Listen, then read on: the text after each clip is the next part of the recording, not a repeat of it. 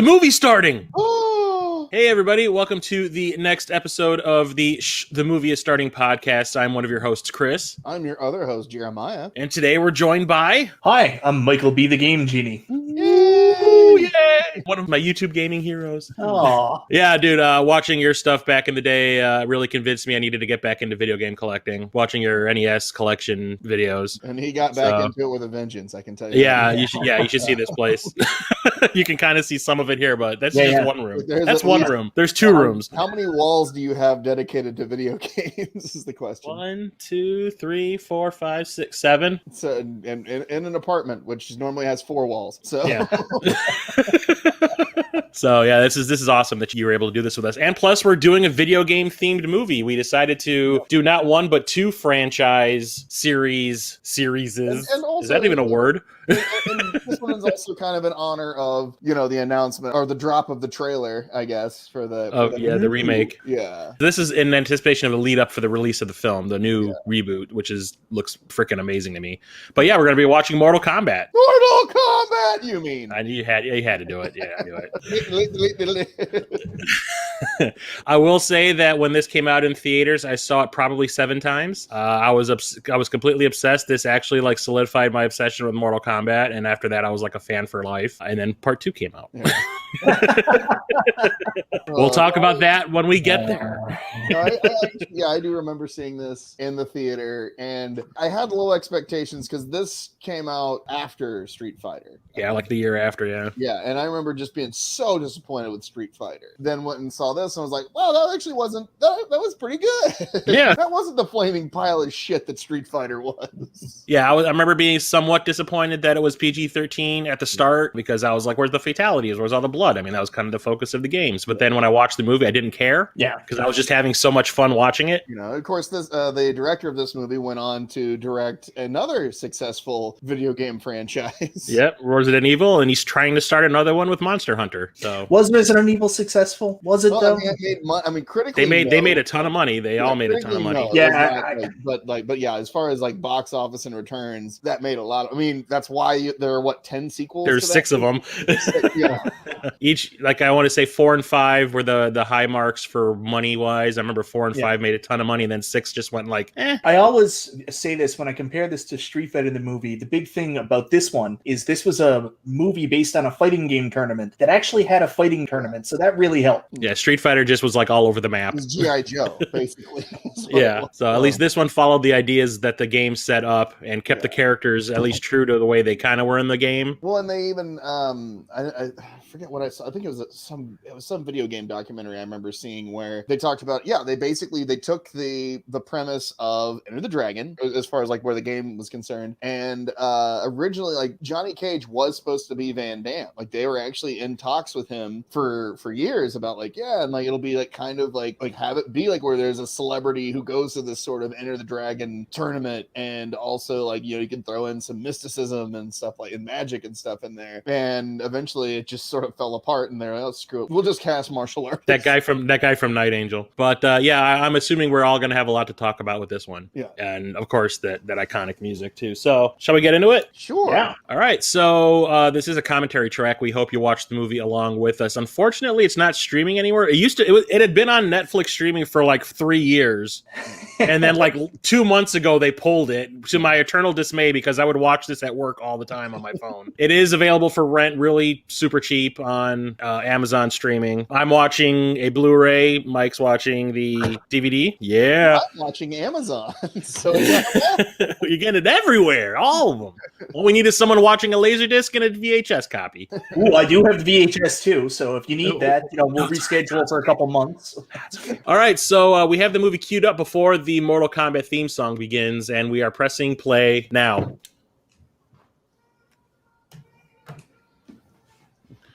Wow. Yeah. Takes me back. I feel like I'm in friggin' junior high every time I hear this. I was 20 years old when this movie came out. Ugh. Oh, really? Yeah. Chris, I think you're a little bit older than me. I was... That's why I'm the old-ass retro gamer. True. The reason I picked that name was because all the people that I was watching, I was like, I think I'm older than all these people, so I think that's appropriate. But yeah, I was big into the games. I remember during high school when the first game came out. I think I was a senior I was a senior in high school when the first game came out. And me and my friend Charlie, who's been on the podcast, he watched Hackers with us. We would like on our lunch break, we would go to the local arcade and play like maybe 2 games before we had to head back. Yeah. And then when I was in college, Part 2 came out, and I would ditch class to go and play Mortal Kombat 2 at the local arcade. Yeah. So I was sacrificing my education because of Mortal Kombat. No, I remember there was always, like the lobby part of a Walmart, they would always have video games. And I remember there was a cabinet of the original Mortal Kombat there. And would spend, just throw quarters in it. Oh, yeah. And I wasn't really big on Part 3 because I did not like the run mechanic thing. So I kind of like lost touch with it. But then when the movie came out, I was like, okay, this looks kind of cool. And I went and saw it. And like I saw, okay, so I tell everybody this. So I went and saw a midnight showing of this the day before it opened. The theater, one of the theaters by me was doing like this pre-screening thing. And it was sold out. And I managed to get tickets for me and my friends. And we all went. And I have never seen an audience like react that much to a film before. Like positively or positively, like screaming at the screen when cool stuff would happen, cheering and all that. I personally started a riot when the reptile fight starts. When you see the statue start like morphing and you hear Shao Kahn say reptile, I stood up and screamed yeah, and I started like it was like the wave at a baseball game, which is like everyone just started screaming because of that. I was like, okay, I guess I did that. Well, the thing it's also kind of neat how they incorporate like sound from the game in this. Well, like even the Mortal Kombat scream was from the commercial for Mortal Kombat. Oh, 90s metal. And here's a character that they squander in this one, but then and pretty much squander in the sequel too. Oh yeah. We'll get to that when we watch that movie next time. Yeah. But yeah, the sad thing is, I guess they had hired this guy with the intention of having him play Jax in the sequel if they did get around to making one, or if this was successful, and he died before they could do it. Oh, shit. Oh, I didn't know that. Yeah. Ugh. And the funny thing is, Trevor Goddard here, who's playing Kano, is British, but he decided to do it as an Australian character. He decided to give him an Australian accent. And from this point on, they retconned Kano in every single video game that he was Australian from that point on because it was so popular. So that's why he talks like that in the video games. That's why he talks like that in the new trailer. Yeah, fucking beauty. Yeah, fucking beauty. But he plays him great. I think he plays Kano great in this. I mean, he's just just total effing scumbag. And Trevor Goddard unfortunately passed away in 2003. He's freaking my age, which is scary. Yeah. Yeah, so, I remember he was on JAG for a while. Yeah, and he did he did a lot of sort of direct to video action was kind of his. I remember he was in Deep Rising. Oh yeah, he's one of the mercenaries. Yeah, he's one of the Gone in 60 Seconds. He's one of Doctor Who. I can't think of his name. Eccleston. Yeah, Christopher Eccleston's henchman. He was apparently also on an episode of Silk Stockings. Anybody remember that? Oh God, he was sassy. He was all porntastic. Scandalous. Yeah. Although watching this now, knowing that they originally cast Cameron Diaz as Sonya, it just makes me wonder what this movie would have been like with her in it. Well, not so good. Though, Bridgette Wilson actually does know martial arts, so I think that's probably one of the reasons why they didn't have to like train her as hard as they trained Cameron Diaz like from scratch. Yeah. But she was like right off of The Mask. I mean, they loved her in The Mask. The people at New Line loved her in The Mask, so they immediately cast her in this. Yeah. And then she broke her ankle during rehearsals. Womp womp. Yeah.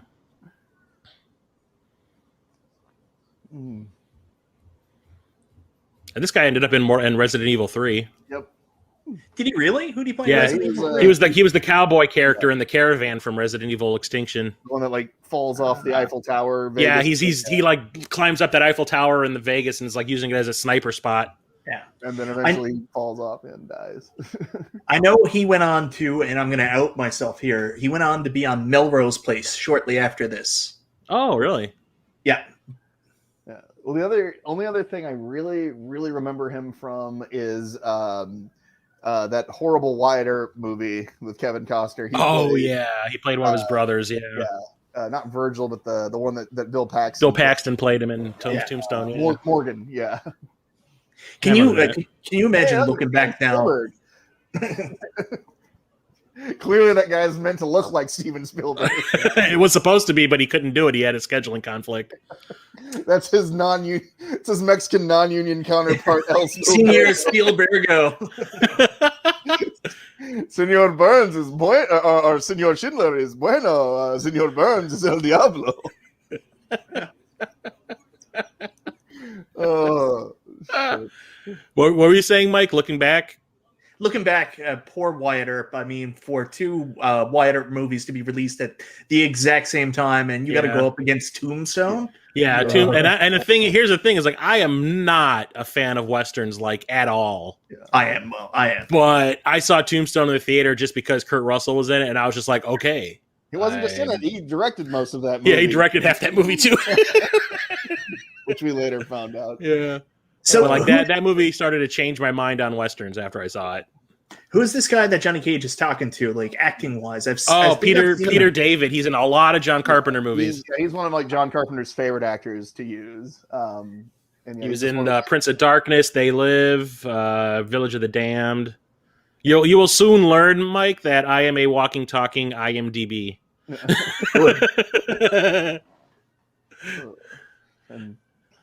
Probably annoyingly so. He's one of those character actors that you see everywhere. Yeah. and like, oh, here we go, early morphing technology.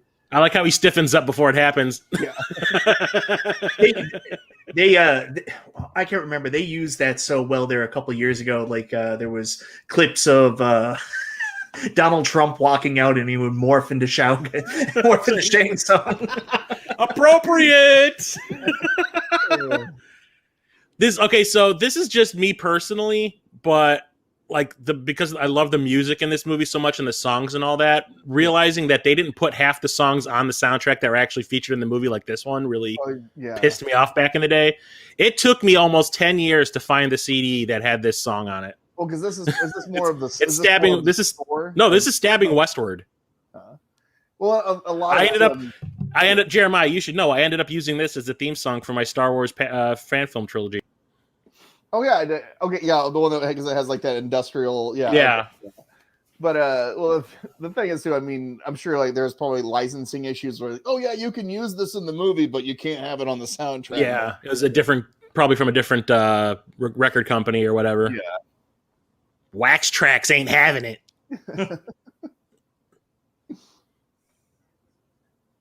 I have a cold sore. He's got the herpes. Well, you know, those monks are filthy animals. It looks like They look like they really try to cover up with makeup too. Yeah. Well, it does not really work with high def. No, high def ruins everything. That monk's got to stop eating pussy. Oh Jesus! Well, you know where these kids come from. From eating pussy, Chris. Let me explain to you how sex works.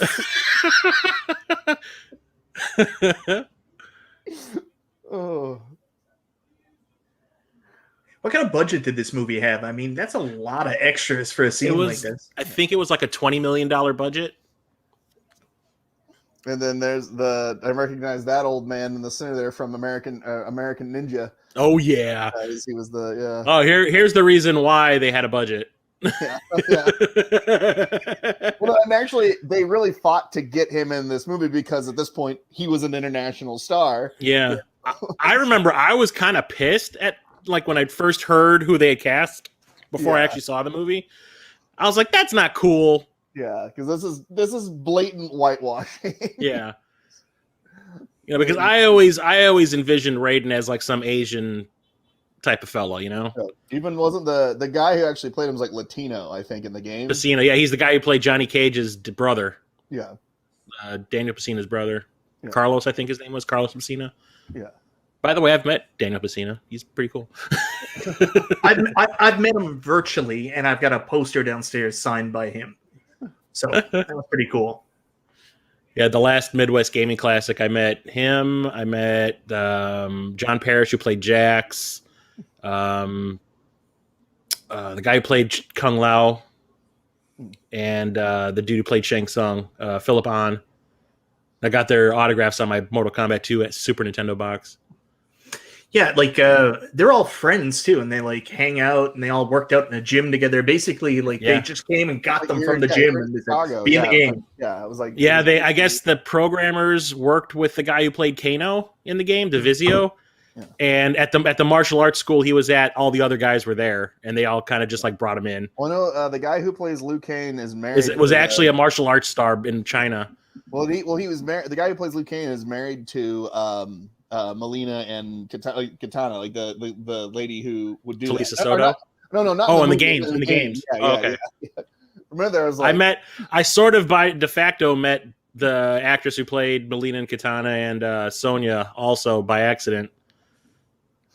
By how? They were sitting behind. Well, okay, so do I really want to bring this up again? Because it depicts a certain somebody in a really bad light. So back when the second game came out on the home consoles, there was a game store by me because I live in Chicago and that's where Midway was. There was a local game store. I guess they had pull with Midway, so they convinced Daniel Pacino and Philip Ahn to come to their store to like sign autographs and stuff to help sell the game at their store. And when I went, the girl that played Melina and Katana was sitting behind them. They weren't signing any autographs, so they were just sitting there to be supportive. And the actress who played Sonya were sitting there. But yeah, they weren't autographing anything, just Philip Ahn and Daniel Pacino. You sure it was them? Are you sure it wasn't nobody? No, they were there. My friend Gary, who knew the people from Midway, told me that. By the way, that was the girl who played Melina and Katana, and the other one who played Sonya in the first game. I was like, shit. Oh, and here's some racism right here. Yeah. Oh, 90s. Yeah. It's funny because he's Asian and he's white, and he's thinks that he handles bags. I remember like reading the behind the scenes stuff of this, and I guess the producers didn't really have faith in Robin Shou playing Liu Kang until they did this scene where they realized how charismatic he can be. Yeah. Oh God! I was thinking. He went on to another Paul W.S. Anderson. Yeah, he was in Death Race. Yeah. So I mean, say what you will about Paul W.S. Anderson. I mean, at least he likes to reuse a lot of the same actors, you know? Especially his wife. Yeah. And eat that pussy. And cover up that cold sore. Thanks. Yeah, let's get on the creepy boat that just materialized. Out of nowhere, yeah. But the funny thing is, Robin Shou was also in that crappy Street Fighter: The Legend of Chun-Li movie, and he played Gen Ryu. Yeah. The guy who trains Ken and Ryu in the games, I guess.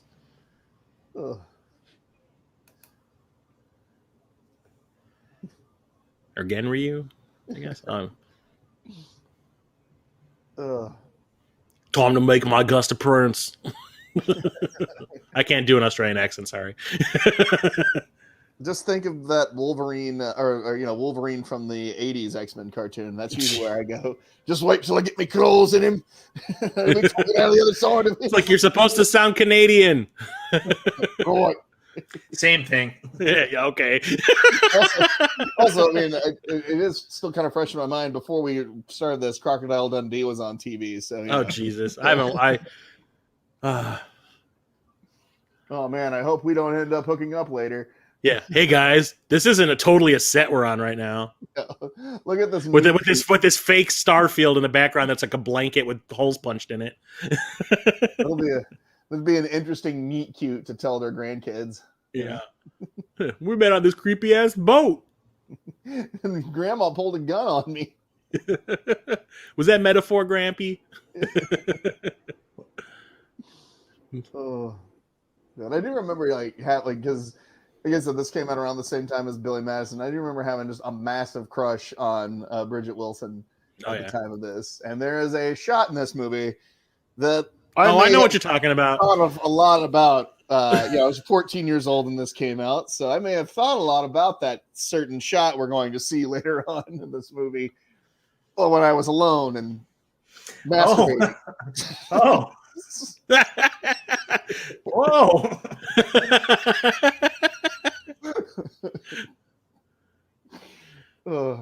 I love how the fact that like there's that Mortal Kombat web series, was it Legacy? And they brought Cary Tagawa back to play Shang Tsung again. No, I mean that almost seems like perfect casting. It is perfect. Yeah. Now here is the thing that pisses everybody off about this movie. Mm-hmm. Yep. That they got these two guys in this movie and they never once exchanged blows. But like I said, Jeremiah, you just wait because that happens in part 2. Oh no, yeah, they showed in the trailer, but no, and this is kind of like the same gripe I had. Well, one of the gripes I had with X-Men: The Last Stand. It's like you have Colossus and you have Juggernaut in the same movie. Why the fuck aren't they fighting? That's kind of how I felt about this.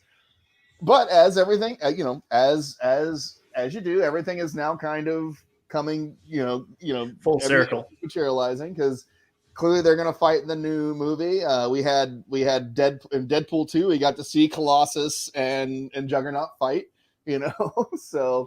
But you know what will never ever be fixed in that way, Jeremiah? What's that? In the Mummy, the Curse of the Dragon King, or whatever it was called, you still need to have a fight between Michelle Yeoh and Jet Li that actually lasts more than 30 seconds. Wow. Well, I'm sure there's I remember I went and saw that movie specifically for the fact that the two of them were in the movie and that they kind of briefly showed them fighting in the trailer. And I was like, oh, that's going to be amazing. Because they have never fought in a Hong Kong movie. Oh, really? Okay, I was going to say, there's got to be at least a Hong Kong movie. They have never, I don't even know if they've been in the same movie together. Yeah. But I was like, oh, this is going to be amazing. I'm going to get to see these two legends fight. And they basically slap, fight's over. I mean, they could fight now, but because they're so old now. It's just I don't know. It was just such a missed opportunity. I remember I was legit pissed in that theater when I saw it. I'm sorry. Did he just say Ramirez? Ramirez. Please. My lines are phonetic. It's a kind of magic. Why, Harrigan? You cruising for a piece of ass. Oh, we need to watch all those Highlander movies. No, we don't. We can watch one. We can watch the good one. Yeah, we can watch the good one. Yeah, they're all good. I will not have you besmirch the Highlander. Oh man, how many cuts of the second movie are there now? Like 3. Why is 3 of them. Why is every sequel a fucking retcon? Yeah. Unfortunately, because they write themselves into corners. Yeah. Like the first movie, they could never do a sequel. They ended it. But then they made money. Even though that first movie, they signed Sean Connery to be in a sequel, even though his character was killed. Dies, yeah. Yeah. I will say I do enjoy the fourth one. Endgame? Yeah, Endgame. Too, but it's like I watched it. I mean, out of all the sequels, it's the one I liked the most. Yeah, really. Yeah, well, because I was a huge fan of the show too. I really enjoyed the show, and I kind of like how they crossed over the two. And Adrian Paul, and to be honest, Adrian Paul, I buy more as a guy who's lived through centuries, and he has a little bit more of a debonair air about him than Christopher Lambert. Nah, Christopher Lambert is the best. He's my favorite. Love him. He was the first. Yeah, he's so scummy. Yeah. I don't know. There's something dirty about him. I like it. Just replace him with Thomas Jane, and nobody will know. But can Thomas Jane talk like this? I've never noticed it before, but he does look a lot like Thomas Jane. They have a very similar facial structure. Yeah. They both kind of have that, although his intense squint comes from the fact that he's blind. He's completely blind. Really? He is legally in every Highlander movie. Like he basically practices everything with his glasses on. He has like those glasses that are like Coke a half bottles. an inch thick.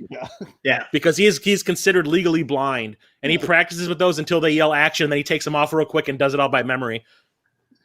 Well, didn't he like Swords. Yeah. But he fucked up Michael Ironside's hand in the second movie because of that. Yeah. Because they quickly rehearsed something and they didn't really have it down, and they went and shot it real quick because they didn't have much time left, and he basically split Michael Ironside's finger open. Had Michael Ironside done it to him, he would have gone, I didn't do that. Best line in fucking Scanners. Blows a man's head and then says, I didn't do that. I haven't watched Scanners in forever. That's a throwback. Oh, 90s Hey, is it CGI. done? Oh, okay, good. It's like that's his O face right there. Yeah. And I think because I was so used to seeing it in pan and scan, I only saw it in theaters once, that I never noticed Shao Kahn's image right there.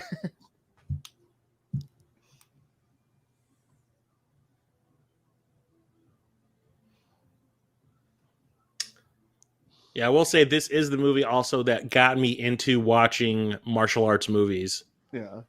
I was not, I mean, I'd seen like Bloodsport and like, Americanized kung fu movies, like, the ones with Van Damme and Seagal and that kind of thing. Yeah, yeah. But I never really watched the Jackie Chan. I mean, I had seen Under the Dragon, and that was pretty much it. Yeah, I'm assuming you'd seen that, yeah. Yeah. But I'd never watched like a Jackie Chan movie or anything like that. This is the movie that was like my gateway drug to kung fu movies. Yeah. And then like once I saw, because I used to work at a video store when this came, I worked at a video store when this came out. And when this came out on video, there was a trailer for Rumble in the Bronx on it. And I was just like, oh yeah, okay, we're here. It's happening. Yeah. I gotta say, I never really got into like kung fu movies, but like I'm a child of the 80s, so I grew up with like Karate Kid, American Ninja, stuff like that. So we always loved ninja movies. That was a natural progression. Oh god, Ninja 3: The Domination. I don't know if I've seen that one. Oh my god, the best what was it? Food-based eroticism ever. Oh, yeah. With it, well, anything involving V8, a can of V8 and some cleavage, and a guy that looks like a werewolf. and yeah. Now I have to watch it. He's like, it's like one of those movies that's so bad it's kind of awesome. We've watched it for the podcast before. It's one of my favorites from when I was a kid. I think I watched that one more than Revenge of the Ninja. Ugh. Yeah, aerobics instructor gets possessed by a ninja and then goes on a killing spree. An evil ninja. An evil ninja, yes. Yeah. And the aerobics instructor is the girl from all the break-in movies. And they really they CGI. Oh my god. Like I was gonna say, there's that really kind of racist thing where they try to make her eyes look slanted with the makeup. Yeah, they try to give her the Asian eyes. Yeah. It does not work. No.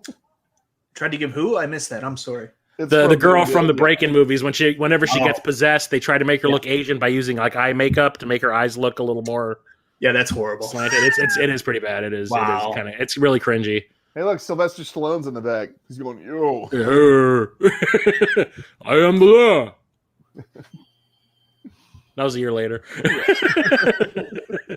So this is the scene you cheered at, or no? later? At the very end when the reptile fight starts. Whenever, Oh, Vampirella. Yeah. Oh god, that movie was so bad. But she was so nice to look at. Yeah, and she was a Bond girl as well. Yeah, she's a Bond girl. They got a legit Bond girl in this movie. Oh, she was a Bond girl? What movie? Yeah, License to Kill. Yeah, Timothy Dalton's License. The second Timothy Dalton one. Yeah.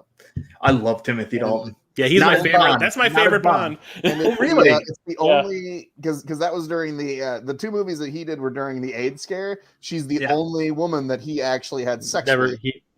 In those movies, because in the first one he doesn't have sex with the lady, and then he has sex with her in the second one. But then the main love interest. And don't forget, she's also getting beaten repeatedly from the bad guy by Robert Davi. Robert Davi, yeah.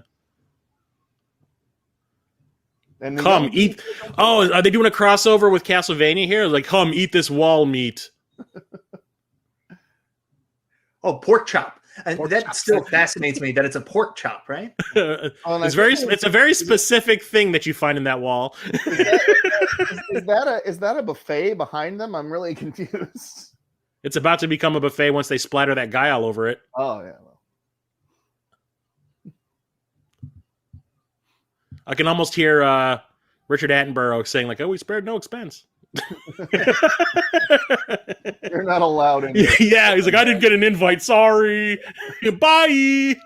So the Sub-Zero Mortal Kombat thing, they did that just to level out the characters. There just wasn't enough bad guys for them to fight, right? That's Yeah. why they did that. Yeah. And oh, by the way, I don't think we even mentioned who the actor who plays Sub-Zero is. He might be familiar. That is Ray Park. No, it's not. What? It's a French. It's a French guy.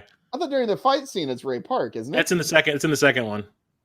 Let me see that. In the second one, Ray Park is Raiden's stunt double, and Tony Jaa is Liu Kang's stunt double. Oh well, there you go.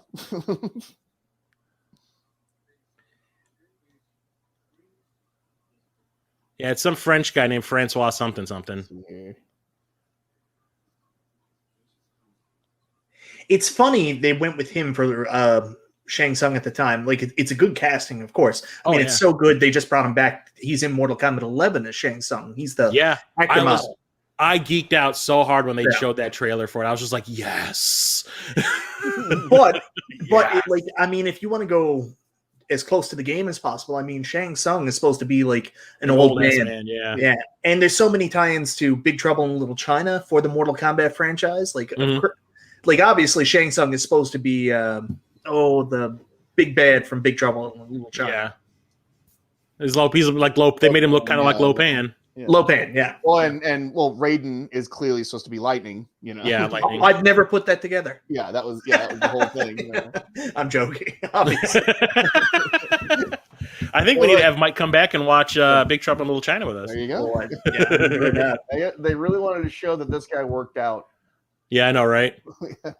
It's like, guess what, guys? I'm double jointed. These were all the stunt doubles from Pit Fighter. Oh God, that game, the pre-Mortal Kombat, yeah. Ooh. Where's the forklift? He's like, oh yeah, by the way, guys, I got powers. Yeah.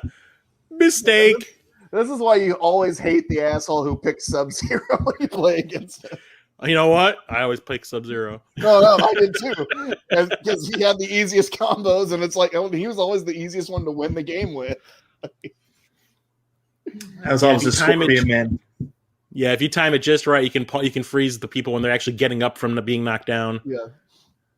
What was that? And then in part 3, I always loved, was it Stryker? Because I just do the cop. I just keep doing like the thing where he jumps with the nightstick and throws people. I just keep doing that over and over again before they had, like, as you said, like before they had a chance to get back up.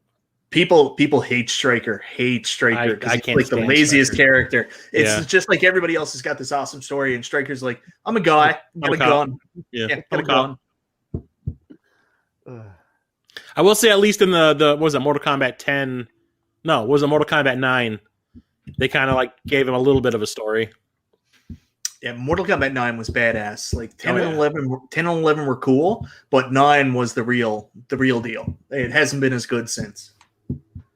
I will say this: I do like the Goro in this movie. It's like one of the last actual uses of practical effects. And was Jim Henson? This is not Jim Henson who did this. No, Jim it's Henson the guys that do the time. Alien movies. The Woodruff and Tom Woodruff and what's that guy's name? They did the Aliens. They used to work with Stan Winston. Yeah. And then they like branched out and made their own company. Amalgamated Dynamics, that's their name. Because I mean, like, definitely CGI right there. Oh God, yeah. At least they put shadows on that walkway they're on. Well, I know that, like, they actually. Oh shit! They're in Batman's cave. Oh right. I don't have throat cancer. But a lot of the same technology they used in the games, they actually use in the movies, like the motion capture and stuff like during some of the fight scenes. I remember that being a big deal. They're like, "Oh, this is technology that the game invented, and we're using it in the movie."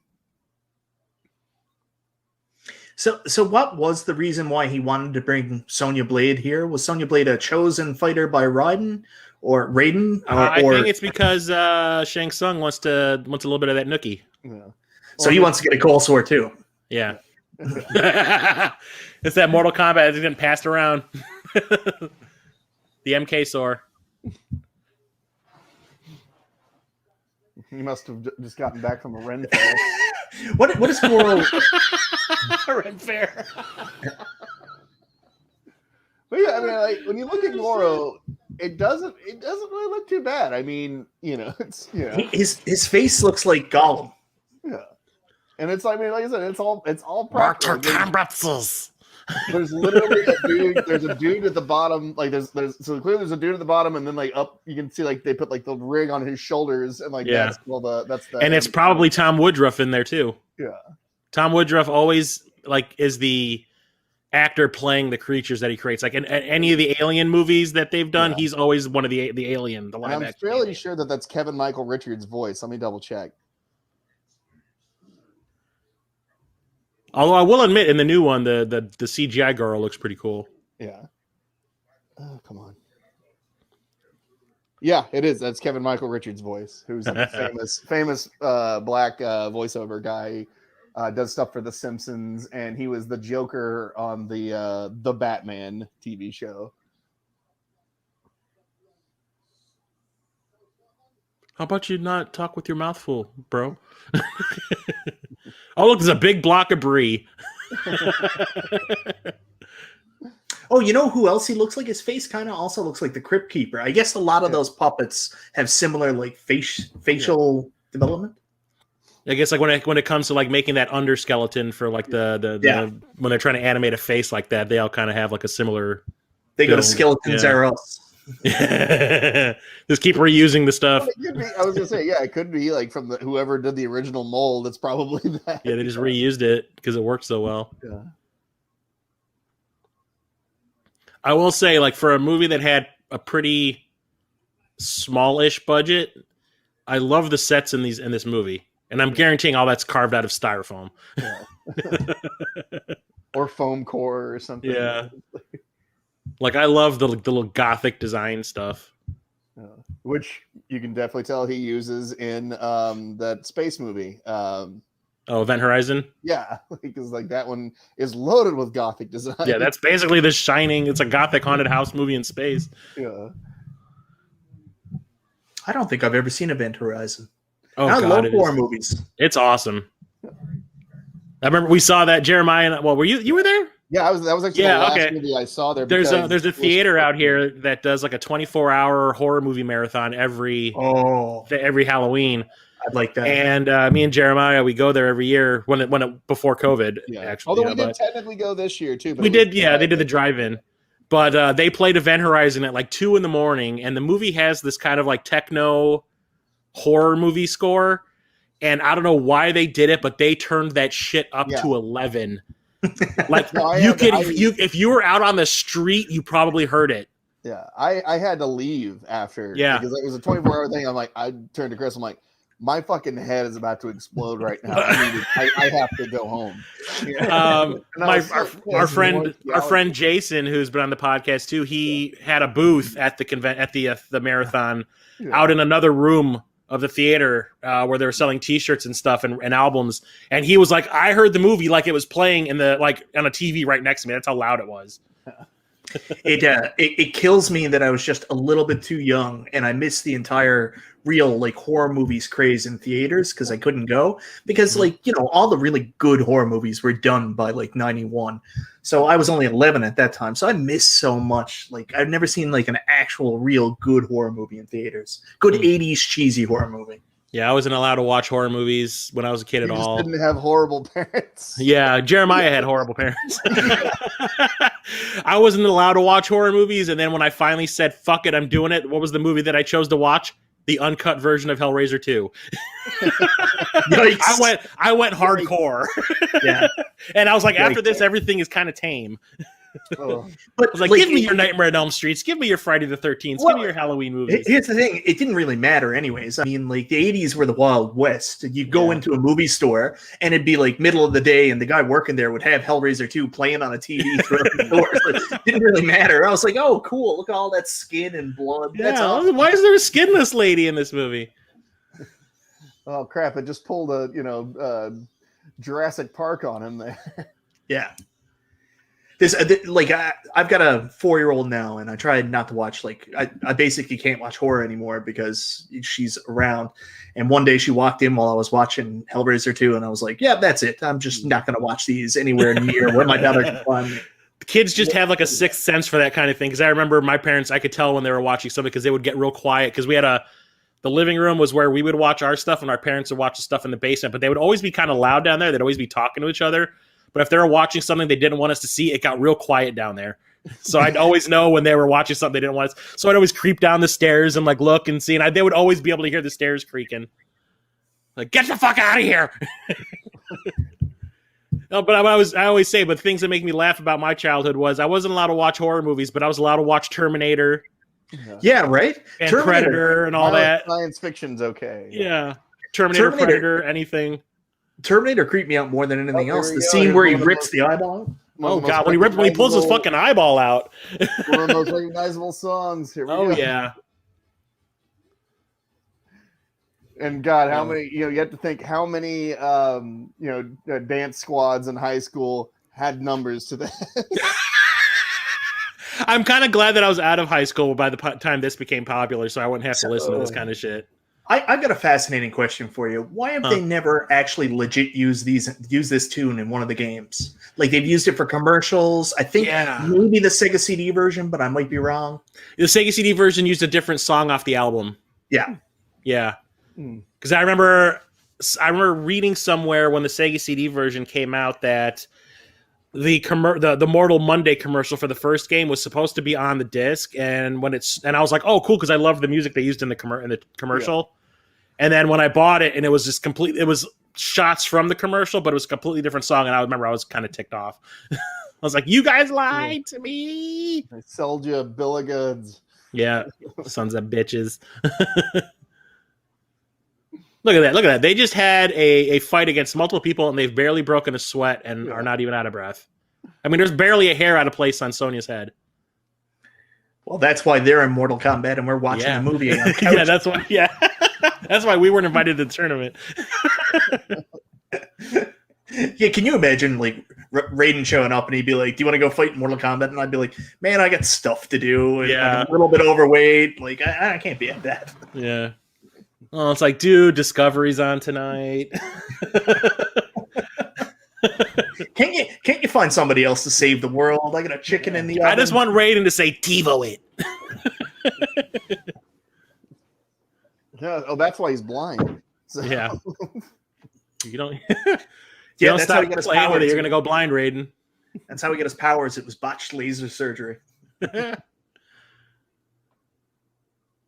loved you in Highlander, sir. Oh, there. Yeah. Big fans. You're cool. Fuck you. You're cool.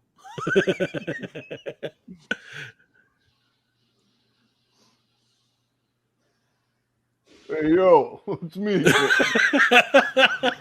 Stop it, my mom will shoot. Oh. I like how the statues are praying. And dying, too. Yeah. Apparently. Oh. Okay, so there's something you'll find out when you watch the second one, Jeremiah, but they do try to put a moral in the movie about like believing in yourself and trusting people and that kind of thing. Wait till you hear with the moral stuff they beat over your head in the second movie. Does James Remar beat the shit over my head? You're gonna laugh so hard when you see what they do to Raiden in the sequel. Yeah. Oh yeah. Yeah, you're gonna laugh so hard. Well, I know they recast him. Yeah. Well, the thing is, I guess at the time, the excuse they used as to why Lambert wasn't in the sequel was because he was shooting that Beowulf movie for the same people that made this movie. But in interviews I've seen with him recently, he was just like, "No, you've seen that movie? I read that script." He goes, "I didn't want to do it." Oh. Here's another Stabbing Westward song not on the soundtrack. This guy ended up being in the Mortal Kombat stage show. Yeah. I was just about to say that. Did he play this character or did he play Jax? I don't think he played Jax. They had another guy, but he just played like a random like character that would like fight. Yeah. So I'm trying to remember, does he do like the capoeira stuff here? It's been a while. Yeah, he does. Yeah. Yeah, I saw a picture yesterday of Kevin Bacon standing next to him, and then someone dressed up as Sonya and someone dressed up as another character. Obviously, not from the movie. Yeah. I wish I got around. I wish I got around to seeing one of those stages, even though I heard they were fucking awful. Yeah. I would have just loved to have gone to something like that back in the day. Honestly, I don't remember it even coming to like Illinois. And this is where it all started. Yeah. It is kind of funny though. The people are acting like background people in video games, where they're just going like, "Oh, cheering." Oh. No, wait till the Doofus twins show up during the Goro fight. There's these two characters. I always laugh when they show up in the movie where they just look at they look at the people fighting and they scream at the same time, and then they turn and look at each other and then scream at the same time. I laugh. I always call them the Doofus twins. Also, I don't know if anybody noticed there, but old Shang Tsung's in full bloom. He's got the wood. Yeah. Well, no. He's showing off his little peacock feathers. Oh, It looks like they're literally coming out of his ass. I just like Cary Tagawa like kind of overacted most of the time in this. He kind of like Wrath of Khan did a little bit. Yeah. But like when he's watching somebody fight and he goes like, "Yeah," or something like that, he'll like, he's like biting his lip like, "This is good." This is good for you. Well, he's probably at this point in time, he's probably really psyched because he just found out he's going to be cast in a Tim Burton movie. Oh, Jesus. Land of the Apes, and there's no way it's going to fail. I have forgotten that movie. Thanks for reminding me, Jeremiah. You're welcome. That's the Mark Wahlberg one, right? Yeah. Mackie Mac. Yeah. These monkeys are gonna feel the vibration. Stupid ending. Feel it. You didn't like Abraham Lincoln on his face? Yeah. Oh, sorry. One of my favorite parts is coming up here. Okay, so little thing here. Watch Bridgette Wilson's face when she leg locks Kano around the neck and lands on her leg. Watch her face. It's going to be really hard for me to watch your face, Chris. Oh, I know. Yeah. That's the scene. If you could tear your eyes away, Jeremiah. I make no promises. Oh.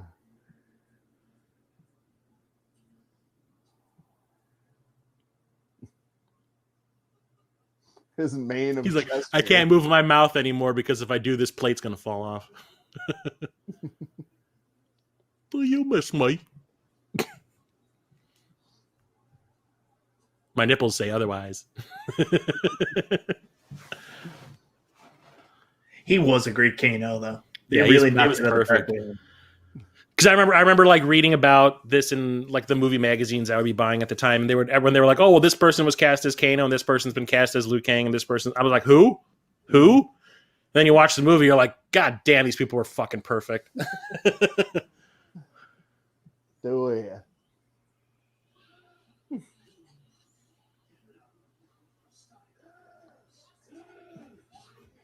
KMFDM, my favorite band of all time. I remember when they played this song in the movie theater, I looked at my brother and I went like, "Fuck." Oh.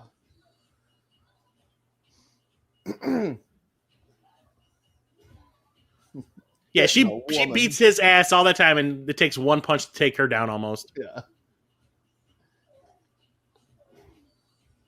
And he's just sitting there waiting for it too. Yeah.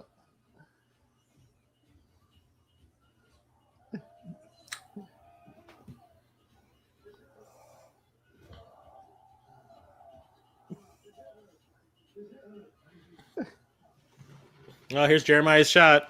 Yep. Here it comes. Yeah.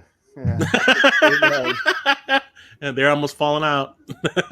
Okay, so watch her face when she lands. Oh yeah, like She almost broke her leg. oh. Oh. I guess yeah, because it was kind of at an angle. Yeah. Yeah, they said that she came pretty close to like either dislocating her knee or breaking her like lower leg. Yikes! And And Cameron honestly, Diaz got hurt too. That's Yeah, I just want to say, hey, what a way to go. There are worse ways to die, is all I'm saying. That's funny.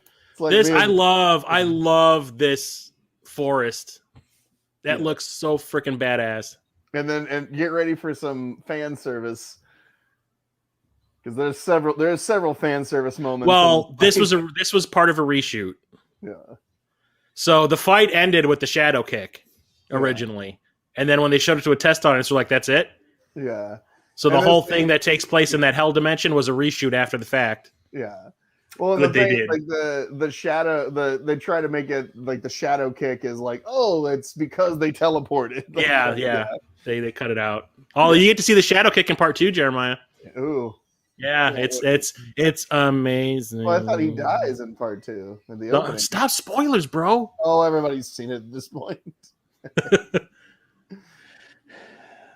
I don't know if I like that the spear was some kind of weird like bird on a stick. Yeah, it's the only way they could have gotten around from like the PG-13 because I like they guess did, him stabbing people with it and bringing them closer, kind of thing. Even though he never actually gets to stab anybody with it in the movie, so it probably wouldn't have made much difference even if they did. Like it's weird watching this now on like I always find that funny. He kind of did the shadow kick there. I always find it kind of funny watching like this kind of CGI on like modernish TVs and like how cheap it makes it look. Like looking at that, I forget what I always just called it a spear. Just like it was in the tree, it looked like something on a reboot. Like it was horrible. Yeah, well, it was 95, man. CGI had only been around for like 3 years at this point. And it cost a fortune too. Like, it was so expensive back then. And now people can do it on their computer in like 14 minutes. Yeah. I'm pretty sure that people could like recreate all the special effects in this movie in a half an hour if they really wanted to. But yeah, this whole scene in hell was reshot like 6 months after the movie had wrapped. This fight and the one with Reptile at the end was reshot. Yeah.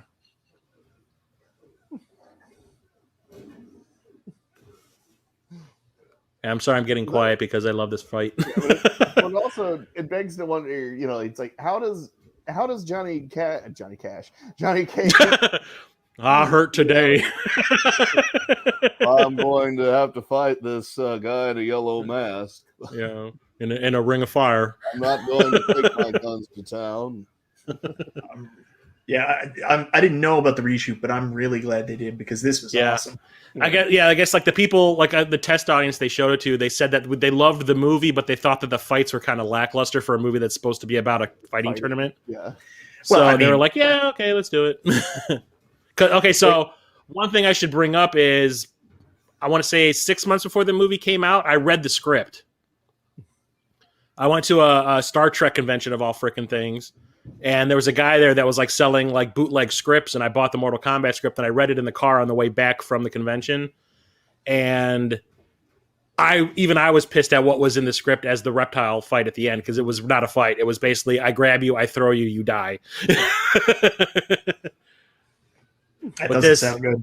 It was that scene at the end of the movie with Reptile. They're in the living forest, and Reptile like pops out, like he decamouflages himself. Yeah. And like Liu Kang grabs him and throws him inside the mouth of one of the trees, and the mouth closes and like chops him up and chews him up. That was it. That was the fight. And the thing was, when Reptile popped out, I'm like, oh, here we go. This is exactly what was in the script. And then I was like, oh no, it's not. And then riots began.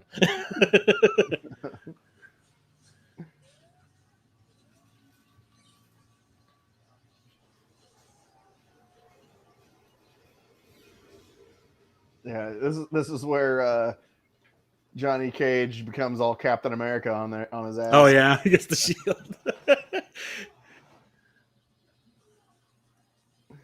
Oh, they did the poltergeist shot. Yeah. I tried doing that in my Star Wars fan film. It didn't work so well. It helps if you're on a Steadicam. Did you guys just see that sweet, smooth transition? Yeah, I know, right? At least we got a fatality attempt, you know?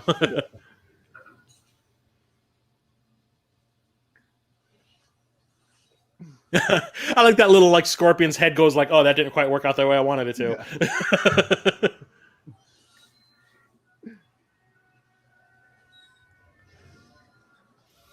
Does he bleed lava? It's liquid. It's red hot magma. Liquid hot magma. Toasty. Damn right. That's all we needed was Dan Forden to pop up. Toasty. But we got a friendship on top of a fatality. Yeah, I like that. That's awesome.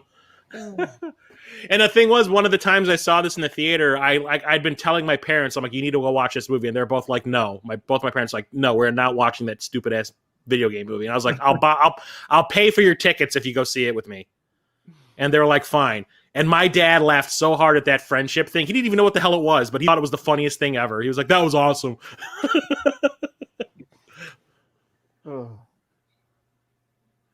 After the movie was over, I had to explain to them everything they saw. They loved the movie, but I had to explain to them everything that happened in it. It's like the opposite of when you're a kid and you're asking your mom and dad what everything means in a movie when you're watching it. Oh, Princess Katana. Yeah, the way they described this in the script is that she's been alive for so long and she's been fighting for so long that like it takes no effort for her to fight. That's why she really doesn't look like she's doing much here. It just doesn't require much effort. Yeah. Also, oh yeah, that too. That's probably it also. You're gonna love her fight in the second one, Jeremiah. Oh yeah. Not really. See, I love that the shadow of the Mortal Kombat symbol on the ground right behind Shang Tsung. That's freaking awesome. Well, I was just thinking that this is she's Liu Kang's love interest and she's supposed to be like 1,000 years old or whatever. Yeah. That's disgusting. Yeah, she's a cougar. Yeah. No, she's not a cougar. She's a felon. Like, that is some fucking Woody Allen shit right there. I was about to say the same thing. My wife's been watching that documentary. Yeah. I saw the first episode. I haven't seen the follow-up. Yeah. So what I want to know... Can you imagine the reviews on the original Mortal Kombat? Movie was pretty good, but there was some serious grooming going on by Katana. What I want to know is what's the penalty for throwing a fight in Outworld? Oh, look, you got some Banksy art on the floor. Oh, there you go. It looks like something H.R. Giger would have done. Yeah, it looks more like Geiger, yeah. Yeah. Man, perhaps an MC Usher. I would love to know where they got these sets. Did they make their own, or these? Oh, yeah, they built everything. They built everything. Wow. Like I said, for something that had kind of like a low budget, for something that I think was kind of ambitious for the budget that they had, they got their money's worth. Yeah, usually when you see like video game movies, like they know the budget they're working with, they can't really do it. So Goro would normally just be a guy. You know what I mean? He wouldn't. So it was cool that they went all in and tried to do as much as they could. Well, especially after like seeing the Street Fighter movie with Van Damme, and that movie had a pretty big budget, and it looked and felt super cheap. Yeah.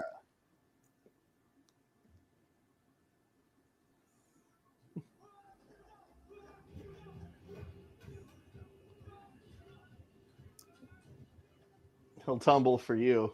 Oh, Jesus. I think I just bitch slapped him. Just gave him powdered his pimp hand. Derp. Yeah. I love that shot, though, that overhead shot. That's pretty rad. And I think this is the first time I ever saw somebody do this whole run up the wall and jump thing. Well, Van Damme did it in Time Cop. That was after this. Yeah, I think that was the first time I ever saw that kind of like move. I know it predates it. Steve Martin, Man with Two Brains. So there.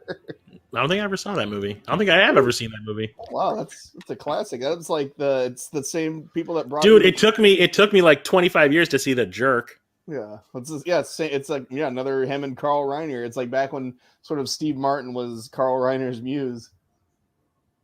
I did see Dead Men Don't Wear Plaid. Yeah, I saw that in the theater. And what's her face? He's like, check out my glowing junk. Is this where he does like the little thing? Like, woo, yeah. I always took this as Scorpion being a cheap bitch. Or not kind of like, can't touch me. You said Scorpion. You mean Sub-Zero? Sub-Zero. Did I say Scorpion? Yeah. Ah, shit. Well, I mean, I get my Lin Kuei ninjas crossed. Sub-Zero is kind of. Like I said in the games, Sub-Zero is kind of a cheap bitch. Yeah, this is him being cheap. It's just kind of like, well, look, I got punched in the face. Oh, you can't touch me now. Yeah. Except this obviously empty bucket of water. Nice to see you.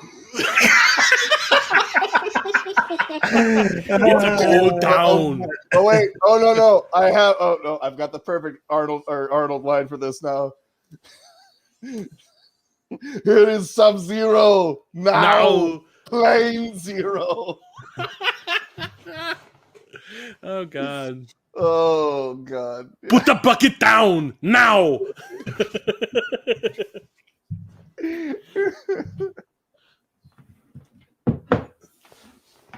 I like this. This is Scorp or Shang Tsung going like, it's time to stop fucking around, bro. Okay, here's the doofus twins. You're gonna see them. They scream at the camera, then they turn to each other and scream.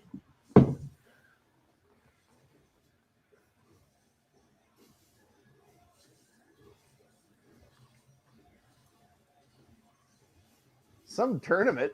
Yeah, I know, right? Well, Earthrealm's fucked. And who is this guy? Just a random guy. Just some guy they made up for art. Apparently knew Johnny Cage. Yeah, he knew him from his films. Yeah, and I think they were implying that he was some sort of champion or something. Yeah, he's a fighting champion that was inspired by Johnny Cage's movies. Yeah. See, he just did this Johnny Cage's little splits punch in the junk move.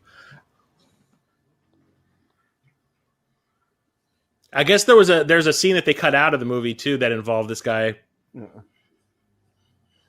After what happens here, they bury him. Yeah. So you're telling me he doesn't win? Oh, did I just ruin the movie for everybody? Yeah. Sorry. I thought he was this 30-year-old movie. Was that them that you were just talking about? The doofus twins? Yeah, they scream at the camera, then they look at each other and scream. Yeah. They do it at least 3 times. I know they do it during the fight with they do it here, they do it in the fight with Goro and Johnny Cage. Yeah.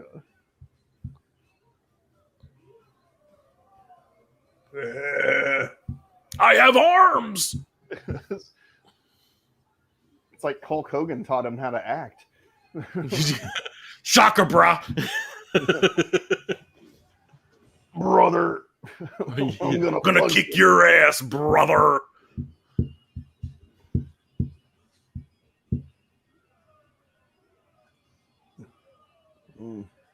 I just can't see Crypt There Keeper. they go. There they go.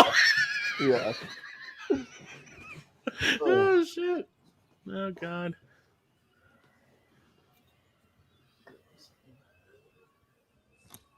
Goro knocked him cross-eyed.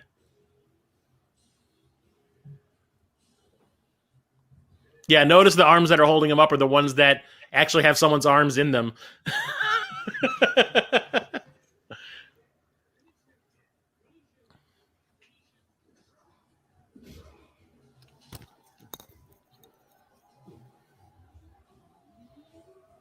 All he needed to do when Goro punched him like that across the back of the or the side of the neck, all he needed to do was say Shazam. I got you, sugar. Slow-mo enhances drama.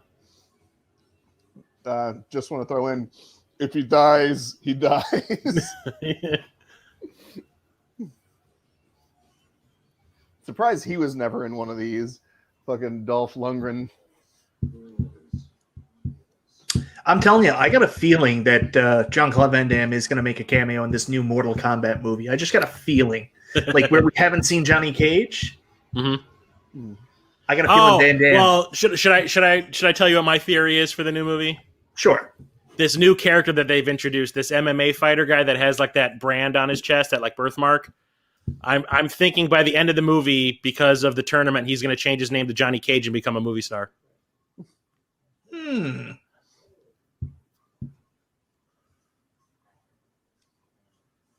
Oh, that's right, because Cage in the later games has like tattoos on his chest and stuff. Yeah. I'm thinking that's they're trying to make you think one thing, but they're gonna turn him into Johnny Cage by the end of the movie. Do you remember that horrible period in movies after The Dark Knight came out, where every movie needed to have like a surprise twist at the end? I don't know why. What the twist? Yeah, so like, not that it was ever going to be a good movie, but that G.I. Joe. Rise of Cobra and the twist with Cobra Commander, like I was so Dr. Mindbender the whole time. They blew that. I mean, they blew that because they already said Joseph Gordon-Levitt was cast as Cobra Commander. It's like, there really was no. I mean, it's like you're just waiting for him to reveal that he's Cobra Commander. And guess what? He didn't show up for the sequel. Yeah. No. Because by then he was getting real work. Yeah. He was in Inception at that point.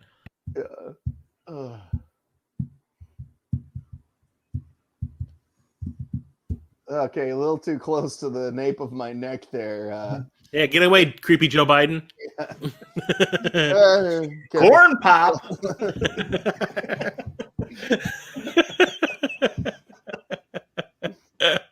He's a bad dude.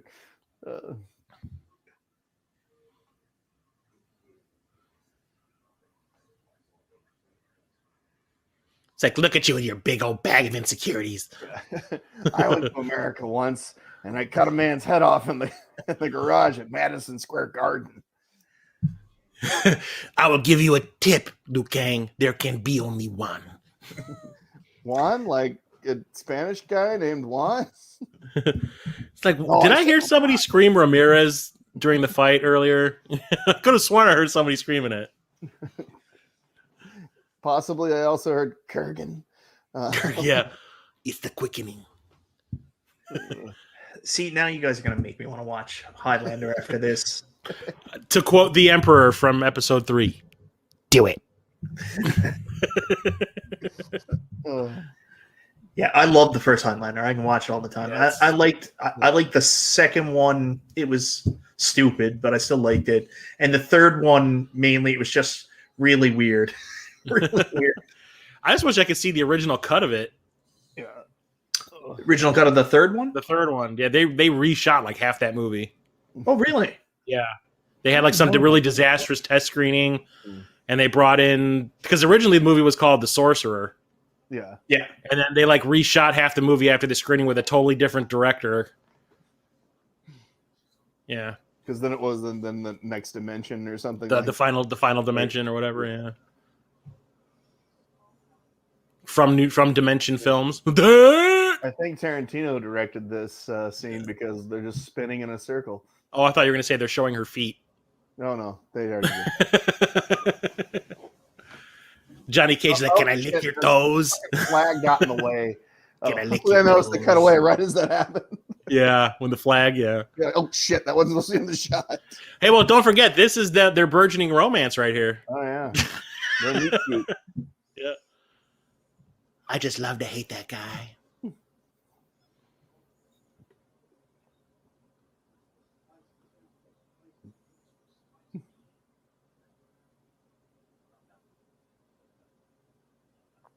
Not at least in this movie.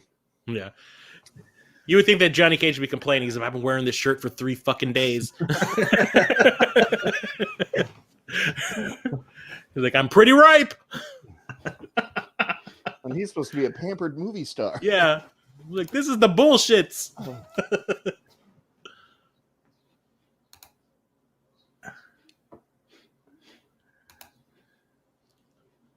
And I think the movie's like more than half over and it just goes by so quick. Yeah. Is this? I'm assuming this is what, 90 minutes. Without the end credits, it's like just over 90 minutes. Yeah. Okay, yeah. Which when we get to the second movie, the movie's about 70 minutes, but 95 minutes with end credits. Oh, Wow. this movie, like with credits.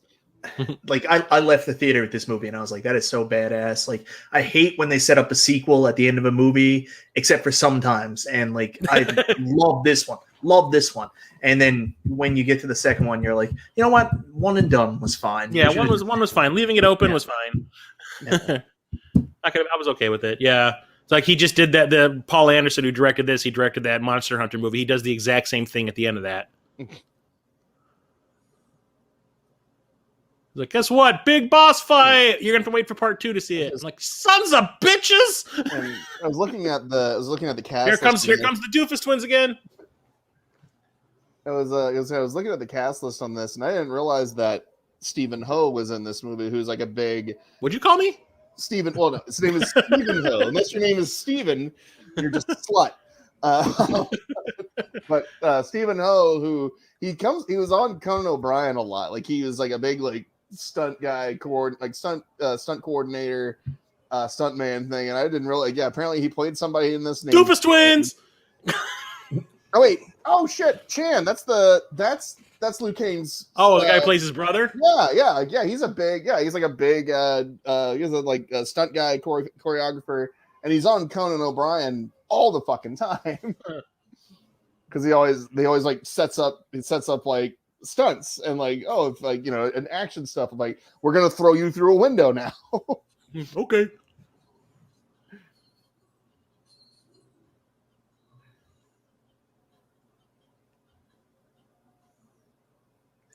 I was gonna say that was drawn out a little longer. Yeah, I thought it was. He's like, you're about to hear him, expecting him to say like line. There's CGI mouth. Actually, well, it's funny because I'm realizing. Oh, there it is. Famous. Doink. Yeah. Goro's got nards. Yeah. I did always love this moment after he kind of runs away and like kind of pulls a Jackie Chan with his hand. Mm. He does like the like, that fucking hurt. Yeah, like right here. Yeah. Yeah. His balls are made of steel. Your poor wife. That's kind of cool. They even gave him a freaking tongue. Yeah. Doofus twins. Yeah.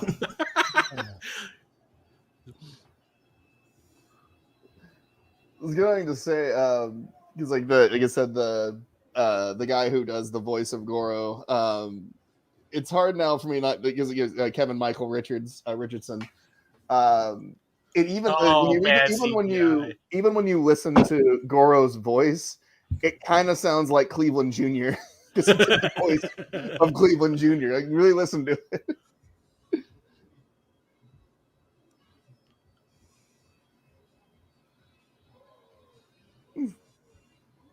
He's been crying. He's schwitzing. Oh, there was the curse word in a PG-13 movie. Yeah. Yeah, that was the scene where they used the motion capture. Where they're fighting on the cliff. And Johnny Cage won Mortal Kombat. There it is. Yep, Mortal Kombat over. Yeah. Oh, yeah. And apparently Goro's about to fall into the never-ending story. Yeah, it's the nothing. It's the nothing. Look around. You tell me what you see.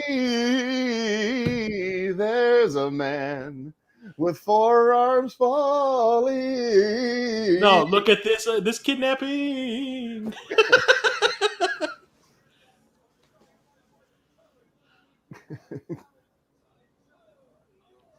I remember I was kind of annoyed that they had to use this freaking trope in this movie. Damsel in distress. Yeah, like, oh, gotta go rescue the girl who obviously can handle herself.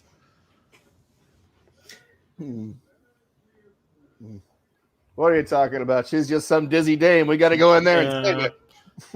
But like he's a sorcerer. Couldn't he have just like taken katana with magic and been controlling her or something like that? Wouldn't that have made more sense? Stop writing a better movie.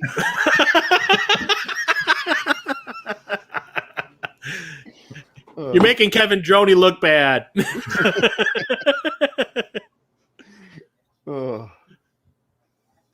Kind of makes me laugh. The guy who wrote this wrote the Wing Commander movie. Oh, good Lord. Talk about it. Oh, I really wish I'd have walked out of a movie. I've never walked out. That of a was movie in my when life. I saw Wing Commander opening night. They had signs up everywhere that says, if you leave the movie before the movie starts, you will not get your money back because People were going to they had put the episode 1 trailer. They'd attached the episode 1 trailer to it, and people were paying just to see the trailer in the theater, and then they would leave and try to get their money back. Yeah. They're like, if you ask for your money back for Wing Commander, and I thought when I saw it was like because people were walking out because it was bad, and it was like, no, everyone was just like, seriously, the theater was packed. There were people standing in the aisles. The trailer showed, and half the audience disappeared. This is the days before YouTube Yeah. and IMDb and Apple trailer. You know?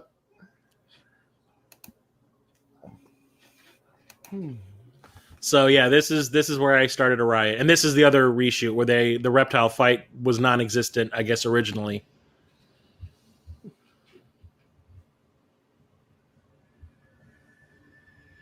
Skeletor, He-Man. Beast Man, you boob! God, that's like nightmare fuel right there. Yeah.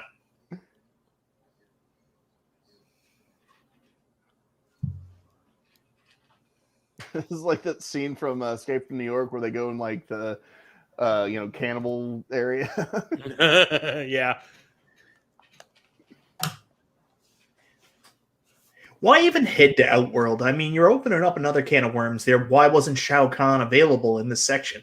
They didn't go to Outworld in the original game. They could have saved a bunch of money and just stayed in. I don't get this.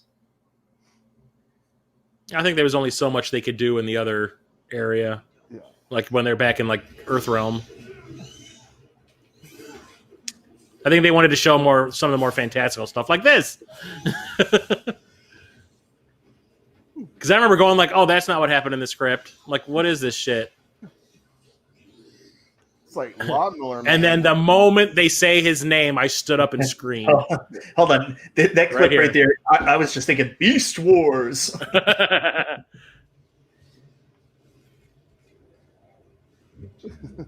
I lost my fucking shit, dudes.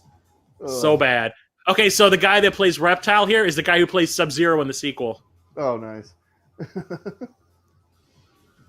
So that's Ray Park? No. No.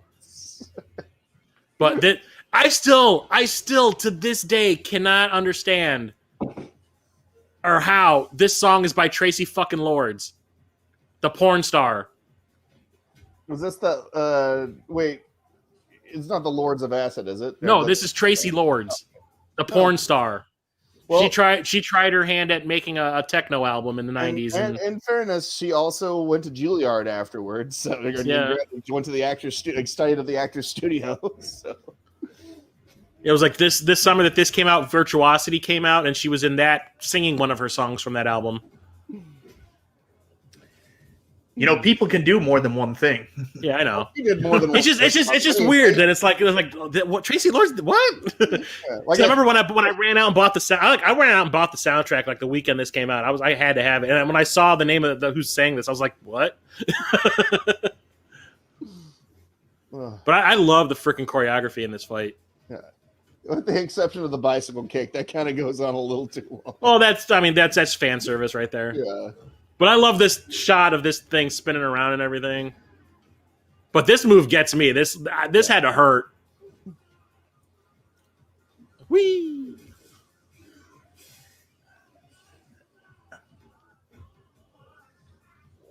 But Robin Shou was doing this whole fight with a broken rib. Oh, ow. Probably right there. That move gets messed up all the time. For some reason, when people try to do it choreographed, it's a very simple move in wrestling. It's just a hurricanrana. But Do you know who Lita is from wrestling? Like, Yeah. remember? Yeah. Yeah. So she did an episode of Dark Angel with Jessica Alba, and they did that in the choreographed Hurricanrana, and Lita actually broke her neck trying that move, filming the episode of Dark Angel. Wow. Yeah. I keep forgetting that you actually did wrestling. Yeah.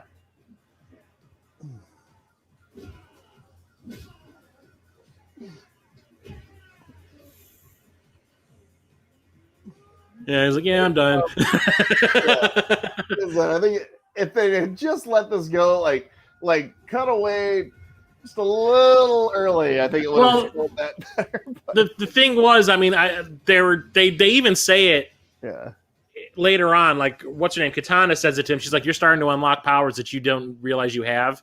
Yeah. And then they don't even expound on that in the second one. Yeah. So your problem was the bicycle kick went on a little bit long, not the 9 flips he did afterwards. Oh no, That's fine. no, Yeah, that's just totally completely traveling horizontally for about 30 feet. that could happen. It actually happened to a friend of mine once. Did he get hit by a semi? Well, Chris, you were the friend. Oh yeah, Jeremiah saw that when I got thrown from a car. Wow. For what movie that we were doing, I jumped onto a hood of a car, and then the person driving it slammed on the brakes, and I went flying. almost hit a tree with my head. Yikes! Oh. Yeah.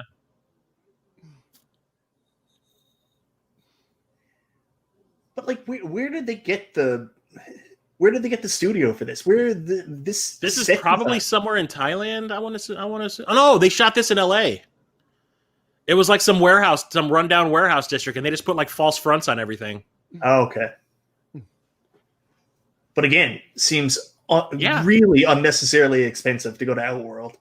I think the lighting. I love the lighting in it. I do too. Yeah.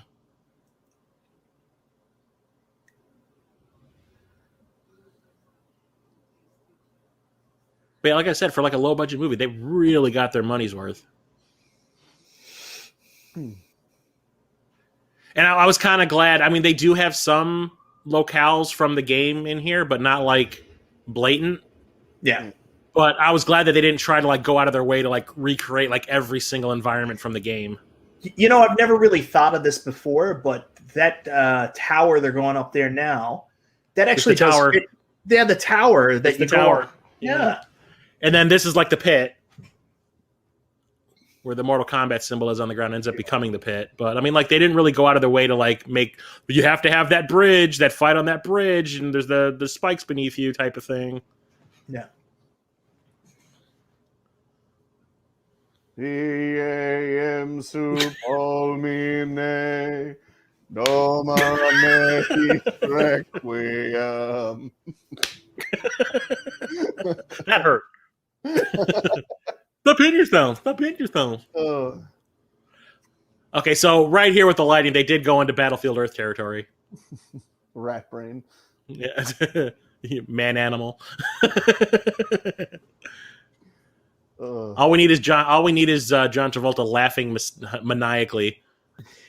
How did Sonya get changed? I don't know, but I approve. Yeah. I would have loved to help out. Yeah, she was a good-looking woman back then. Shang Tsung was into some kinky shit. I was gonna say, if you notice, they even like teased her hair up a little bit. Yeah, she just took her hair out of the ponytail. That's all that happened. It's like what is it? She's All That, where she takes her hair out of the ponytail. All of a sudden, she's freaking gorgeous. Oh, come on, there's clearly some aqua. There's that aqua, whatever the hell it is that the women spray on their hair going on. Yeah. So her head is now a fire hazard. Yeah. He passed her off to his staff, I guess, and said, "Make her up to be in a Skid Row video." Yeah. Aquanet. That's what it is. Yeah. He's like, "You're fit to be in a Poison Rock video." I was gonna say, like, Shang Tsung's got some weird kink. Or she's like, "Bitch, who you talking to?" She's like, "I'll call James Bond." I know Robert Davi, another character actor. He'll spank you with his little rubber dildo.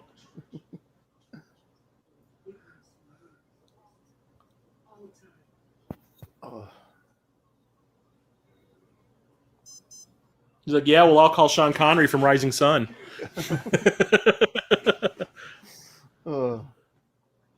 I think that was the first time I ever saw Cary Tagawa like in a movie, like in a big role, was Rising Sun. I remember he was in the pilot of Star Trek: The Next Generation. I remember that, and he was in the sequel to Kickboxer. Oh yeah, the one without Van Damme. Yeah. Was it Sasha Mitchell, I think. Yeah, Michelle or whatever. Yeah, I am French-ish too. Yeah. Oh.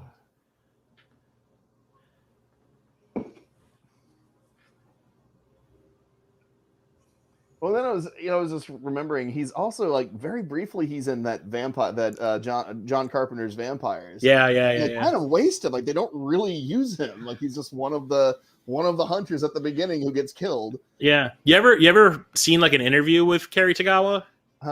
He is like the most soft-spoken person ever. Like he sounds nothing like he does in this movie. Yeah. It's like he's just kind of he's just like this. No, he's just kind of like, yeah, well, yeah, I did the movie because I thought it'd be kind of fun. And he's Hawaiian, right? So yeah, of course, that's why he's all mellow and shit. Yeah, he's all mahalo, shaka bra, shaka bra. Oh, what was the guy from Forgetting Sarah Marshall that? The man who never ages played. Oh yeah, the Paul Rudd's character. Yeah, he's like, yeah, I don't even wear a watch anymore. That's so cool. He's like, yeah, I just tell time for myself. Like Kuno or something like that. I love that movie. Yeah. Oh, you're talking funny. You're from London. You sound like you're from London.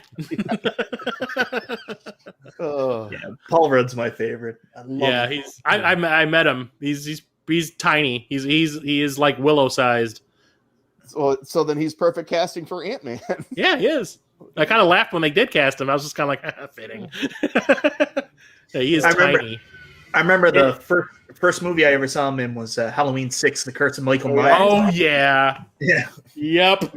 I want to. If I ever see him, I want to ask him about that. If I ever see him again, I want to ask him about it. But yeah, he was at. We saw a sneak preview of not role models. I Love You, Man. Yeah. And Jason Segel and Paul Rudd were there with the director and doing questions at the end. And somebody said to Jason Segel, he was like, hey, could you sing that Dracula song from Forgetting Sarah Marshall? And he's like, I don't have a piano. And one of the stagehands goes, oh, there's one back here. And they brought it out on stage, and he actually played the song and sang it for everybody. It was awesome. That's awesome. Here's that bald Asian actor. I think he's another guy who's actually Hawaiian, not Asian, but the guy with the giant, massive beard who was in like every because he was in Big Trouble in Little China. He was like in every that guy. He was in like every. Oh yeah. The heavyset guy. Yeah. I was gonna say I think he's actually Hawaiian. But yeah, and the black dude with the goatee, I've seen him in I don't know how many other kung fu movies. Well, I think wasn't he the guy in Blade that he goes your invitation that Blade throws? Yes. To the window? Yes. Yeah. Absolutely.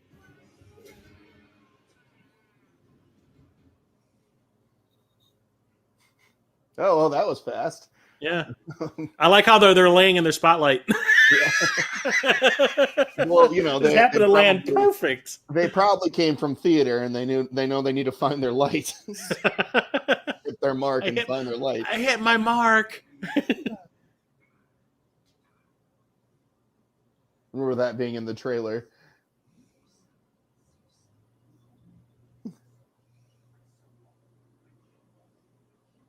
Motherfucker. He's very slowly approaching him. Yeah. I was like, don't stop me from running up these stairs or anything, guy. I will admit this really quick morph is pretty cool. Yeah.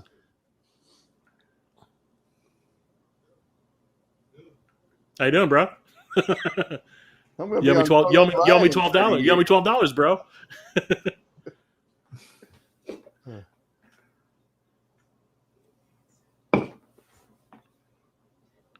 Yeah, just so happens to be standing right where Shang Tsung was. Yeah.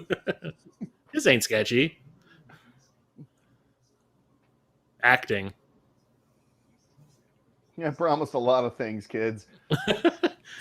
If wishes were horses. Yo, he's blink acting. I believe it's called blanking. Oh, and now we have the pit. It's going right through that foil. Yeah, the foil. Oh shit! I'll say at Ignite there is a giant Mortal Kombat symbol display that they got from whenever the last one, whenever the last one had the premiere there, and I was really hoping they were gonna get rid of it because I would have loved to have kept it and just like I still have the big vinyl poster for when Mortal Kombat 2 came out on the home consoles from that video store I worked at. I still have it up on the wall. I kept that shit. Yeah. No, but it's like a large foam core just Mortal Kombat symbol. Mm-hmm. And unfortunately they can't. Oh, he just Star Trek fought. He did the double punch. I think the move that he did, that double punch, it looked like he was doing a fireball. Oh wait, wrong one. Wrong game.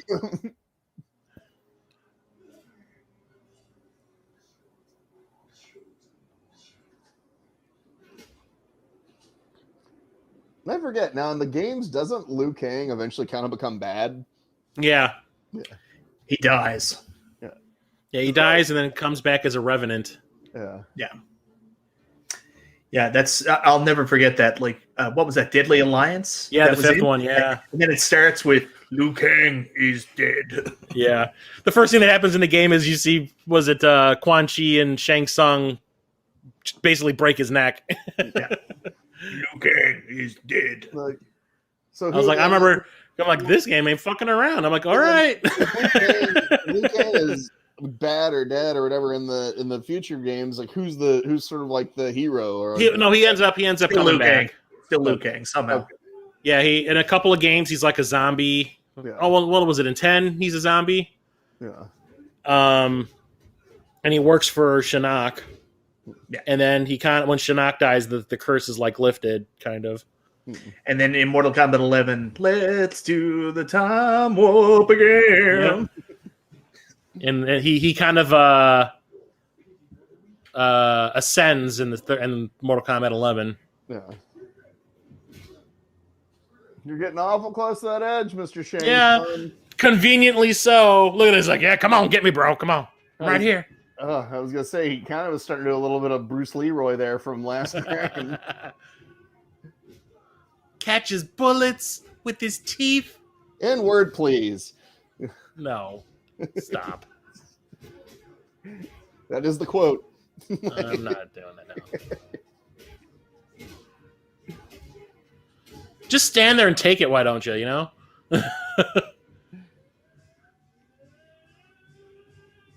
Oh, I guess the direction was, okay, I really want you guys to show your teeth in this scene.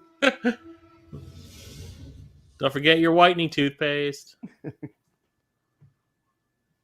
That's the nastiest thing that happened in this movie. I regret everything. It's the quickening! All of a sudden, Raiden shows up. Out of the way! Out of the way!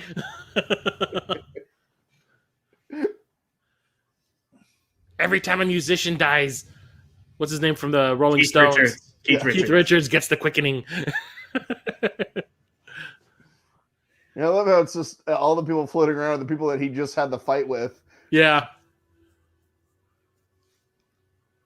And his brother.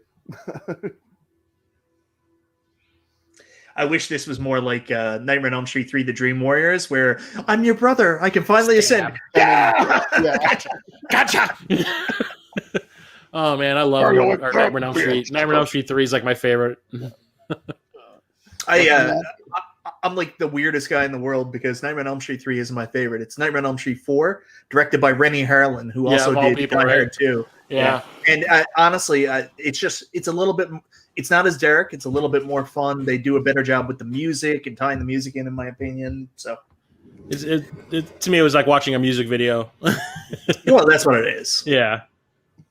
But it launched Rennie Harlan's career, so it's still the highest grossing Nightmare on Elm Street movie they ever made. Yes, sir. Well, it was, he had an easy job because it was riding the coattails from 3. So yeah, they basically just copied the whole formula from 3. Yeah, and 5 had the. No, thank you. I don't want to talk about it. I don't want to talk about that. And Freddy's Dead. I don't want to talk about it. Twin Peaks. I mean, Freddy's Dead.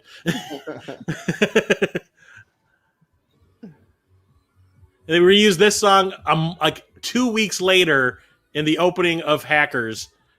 Oh yeah, that's right. We talked about that. Yeah. Yeah, I remember like I watched this and then I watched Hackers. I was like, did they share the same soundtrack? What the hell is this? Hello, this seems very Tomb Raider-ish. It's like the way it's shot and the way it looks. All of a sudden they're in love. Look. Yeah. You saved me, kinda. What amazing chemistry all these people had earlier. Yeah.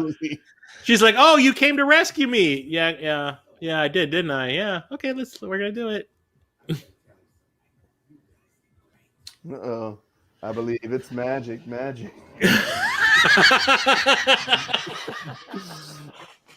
Oh God. This is Frank Welker, by the way. Yep. Frank Welker was the voice.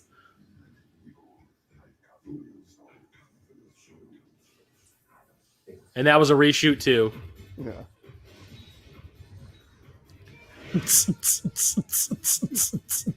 Man, I hope the next one picks up right where that leaves off. Oh, it does. It does, unfortunately. It does. And all of a sudden, everybody looks completely different. Yeah. Except for Luke Kane and Katana. Yeah, they're the only ones. And the thing that makes me laugh is they really draw attention to the fact that Remar is playing Raiden this time. They really draw attention to it. Oh man, so I'll just say it right now. So I said I saw this one in the theater like 7 times, right? Yeah. It took me seeing part 2 in the theater 3 times before I realized I hated it. I was like in fucking Mortal Kombat denial. I saw it twice in the same day. I went and saw it by myself opening day, like early in the morning, and then I had promised a group of friends I would see it with them that night. And I saw it again that night. And the second time I saw it, I was just kind of like, no. And then I saw it again with another group of friends, and that was when I was like, that sucked. That like really sucked. Yeah. Oh, God. But I remember every time I saw this in the theater, I stayed through the entire end credits because I liked the songs so much. And you get a Mortal Kombat code for part 3 if you pay attention. There's like little symbols that show up that you could use in the Mortal Kombat 3 arcade game. I have. Oh, was it the arcade version? It wasn't like because I have the Genesis version. I don't know if you could use the codes in the home. I never really paid attention in the home version. I never really played Mortal Kombat 3 on the home console because I didn't like it that much. No, you've made the right decision with your life. Yeah. I remember cause like one of my goals is to get like all the Mortal Kombat games that are available for like the home consoles, and my holdouts were buying the Mortal Kombat 3 games for everything. But at least I have Ultimate Mortal Kombat 3 on my arcade 1-up. Yeah. Yay! Yay! So they got a new Mortal Kombat arcade 1-up coming out right now. It's the Midway Legacy Cab, and they had an opportunity to add regular Mortal Kombat 3. Mm-hmm. They didn't do it, so it's still just the 3 same Mortal Kombat games. What's the difference then? Oh, they added all the games from the Rampage Cab too, and then a bunch of other ones like Paperboy and Tapper. I'm okay with the one I got. Yeah, yeah. I'm only gonna buy. I know you've got like your little arcade there, but the only other one I think I'm gonna buy is the Killer Instinct one. That's gonna be Wi-Fi, so we can play against each other. Damn right, and you'll probably kick my ass. No, I'm not very good at Killer Instinct. I also find Killer Instinct to be a harder game. Yeah, it's more like Street Fighter than Mortal Kombat. I don't know what it's like. That was one of those games that I would play if I couldn't get on a Mortal Kombat cab back in the day. But I always said if I ever had the money to buy like a real arcade cabinet. If I had the money, I would either buy like a Mortal Kombat 2 or a Killer Instinct because I ended up playing those so much back in the day. We had a real Mortal Kombat go up, and it was Mortal Kombat 1, but they put Mortal Kombat 2 in it. So I was pretty close to doing something about that, but it was like 6 hours away. And I also think if I ever bought a real cabinet, like there's no way I'm going to be able to fix it if something goes wrong. So yeah. Thing is, I've got a barcade literally. How far down my street, Jeremiah? Yeah. Like not even a block. Well, is it still open? Or? Yeah, it's still there. They're open up again. Okay. And I know the owners, so I'm pretty sure if I had a real arcade cabinet, I could just be like, "Hey, I'll buy you dinner and I'll buy you a beer if you come and fix this thing for me." Oh, and it is stupid hard. Like stupid problems they have with them. They're just like, "Oh, your power supply's gone, so now we got to spend 19 hours trying different options to fix your power supply." Yeah, I think I'm okay with the arcade one up for now. Who sings the end credit song here? This song here, this is Gravity Kills. Okay. And this isn't even the version of the song that was on their album. This is like the demo. Because I remember I ended up buying the album because of this being in the movie, and then it's almost completely different. I mean, it's similar, but it's almost completely different. It's not nearly as techno sounding as it is here. Well, Gravity Kills is another. Just makes you think of '90s. Yeah, '90s band that came and went. Yeah. I think they were also, God, what was that? Were they on the Escape from LA soundtrack, I think? They might have been, yeah. I know Buckethead, who's doing the guitar in this piece of music they're playing right here. Buckethead does a lot of the guitar stuff in Ghost of Mars. Yeah. Well, and from Primus. Yeah. Yeah. Ugh. Ghosts of Mars. That's another one that I liked it the first time I saw it, and it was called Assault on Precinct 13. And it was also directed by. Oh wait, it was directed both times by John Carpenter. Yes. You can tell he was just kind of like, I just want to make a sci-fi western, guys. Can I just make a sci-fi? I made an urban western. Can I make a sci-fi western now? I'll get these no-name actors. He did a horror western. Yeah. He's like, can I do a sci-fi western now, guys? Come on. Just I can cast it cheap with some no-name actor named Jason Statham, and I'll kill him off in the middle of it. I always forget that he's in that movie. Yeah. And I was gonna say, he gets like torn apart. Yeah. Yeah. I always think of like how embarrassed Ice Cube looks in that movie. Yeah. Ice Cube. For me, there was like, was it Cube or was it T? And then no, it is Cube. Yeah. I think now is the perfect time to do a reboot of this, so I'm really thrilled that they're doing it. Well, and the fact that it's going to have all the gore and violence that the game has, Yeah, at the time that they made this, I can understand why they didn't want to do it, because it wasn't really like video game movies weren't really a proven thing back then. Yeah. Technically, they still really aren't. No. But I mean, but the Resident Evil movies changed that for everybody. The Resident Evil movies were all rated R, and they all made money. So it's like now's the time. Like to date, isn't like Sonic the Hedgehog like the best reviewed, best box best as far as I want to say Resident Evil 4 still made more money. But I mean, like as far as reviewed though, review wise, yeah, I think Sonic the Hedgehog is Sonic the Hedgehog and I think Silent Hill. Yeah. No, you guys are both wrong. It's Double Dragon. Alyssa Milano with that freaking buzz cut. Oh. Obviously a wig. Bleach buzz cut at that. I saw that. Here's the thing. I saw that in the theater too. I saw every video game movie. Like I saw Super Mario in the theater. I saw Double Dragon. I saw Street Fighter. And this is the first one where I was legit like, that's the way you do it. This is arguably the first time they made a video game movie where people were like, yep, that's good. That's it. Yeah. That's the way you do it. And then they made the sequel. Yeah.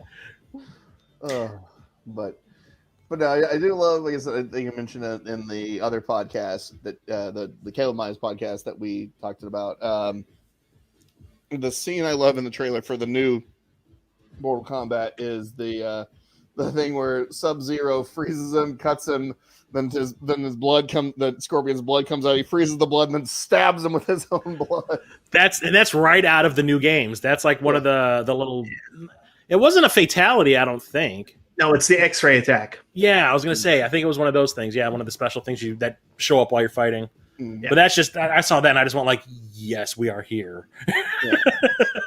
So the point, which was really awkward because my daughter was in the room while I was watching the clip, that I knew that this was completely different, is where they dropped the full F-bomb in the trailer, and I'm like, that's different. Yeah, that's different. Yeah, fucking beauty. And thank God they did release a Red Band trailer for that. I think they probably had to just to get everyone's attention. Yeah. To make everyone realize, so this is not the movie from the 90s, guys. Yeah. And who's directing the new one? It's this guy named Simon McQuoid. I think he was a music video director. You know how much I like that. Rennie Harlan Part 2. Hey! Well, and that makes sense of like there's a lot of choreography and stuff like that. So yeah. And yeah, I was ever since they announced it, I was just kind of like, I'll see it because, general principle. Yeah. But I was just kind of like, I don't know if it could top the new one because I figured they were just going to pander again. And then I watched the trailer and I was just like, I was wrong. I am going to see that day one. Yeah, when we went to go see Chaos Walking the other night, they had the poster up in the theater of Mortal Kombat. I asked my friends, I'm like, you coming with me to see Mortal Kombat? And they were like, I'm like, you came to see Monster Hunter with me, but you won't go see Mortal Kombat? I'm like, if you don't come, you're dead to me. And that was Mortal Kombat. Yes, it was. I still find it just as entertaining as I did back in the day. Yeah. It is just it is like a perfect video game movie. It is cheesy and in just the right amount. Like I said, I mean, it used the technology that was invented in the games to that had not existed. I mean, so basically it was technology that didn't exist, and they were the first ones that really kind of incorporate it into film. Like this was one of the first things that had motion capture in it. I think the thing I like about it the most is the fact that they, like, when it comes to like the Street Fighter movie, they didn't try to reinvent it and try to cram every single goddamn character in the movie like they did with Street Fighter and just ruin it. They kept like a certain amount of characters. They didn't have to develop Scorpion and Sub-Zero. I mean, they will now, but back then they weren't really developed at all. None of the characters were really developed in the games if you really think about it until like the next gen ones came out. You knew Scorpion and you kind of knew like that backstory of like but that was it. They didn't really have personalities. Yeah. But I mean, like they kept it simple and they did the fighting tournament thing, which was great, which they should have done in Street Fighter to begin with. Yeah.